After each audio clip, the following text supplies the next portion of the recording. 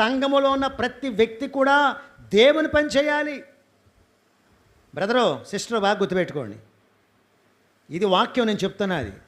సంఘములో ఉన్న ప్రతి వ్యక్తికి ఒక పని ఉంది. సంఘం అంటే యేసు ప్రభు యొక్క శరీరం. ఈ శరీరములో ప్రతి అవయవం పనిచేస్తుందా లేదా? చెప్పమ్మా, అమ్మ నువ్వు చెప్పు.